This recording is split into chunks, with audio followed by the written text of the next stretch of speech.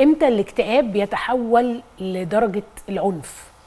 بصي، هو في الاخر احنا كلنا بشر، يعني احنا اكيد الست دي مش اول ما فكرت كده انها فكرت تموت الولاد، اكيد ده كان ليها تبعات، وزي الاطفال بالظبط كده اللي بيلجأوا لحوادث الانتحار، ما بيعملش الانتحار مره واحده، ده بيقعد يعمل انذارات انذارات انذارات ان انا هتحول للعنف ده شويه شويه، ببقى عنيفه، بحاول انتحر واحده واحده، بحاول اقول لكم رسائل بس الناس ما بتسمعش.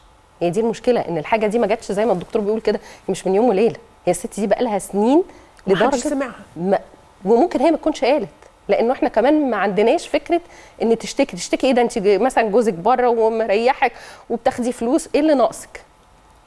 فكره ان يكون لديها 2 من الاطفال ذوي الاحتياجات الخاصه، قد ايه ده ضاغط، وازاي المجتمع، انت بتقابلي امهات كتيره بالشكل ده، ازاي المجتمع ما بيساعدش؟ ما هو كمان هل ما في مؤسسات للمساعده؟ هل احنا بنتكلم هنا على المحافظات، الست دي في الدقهليه، يعني مش في القاهره، ممكن القاهره يبقى او اسكندريه يكون فيها مؤسسات بترعى ذوي الاحتياجات الخاصه، لكن في الدقهليه ممكن ما يبقاش فيه.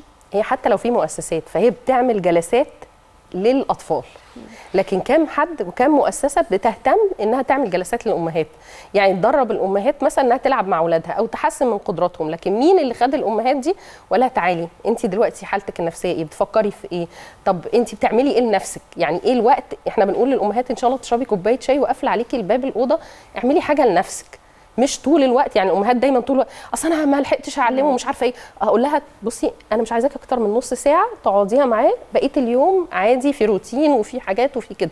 مين بقى اشتغل على الامهات؟ اشتغلتي حلو جدا وصرفنا فلوس كتير جدا ندي جلسات للاطفال، ونسينا ان من ضمن البرنامج لو ما اديتيش جلسه للام، فاللي انت بتعمليه في الطفل ده نصه مش داخل.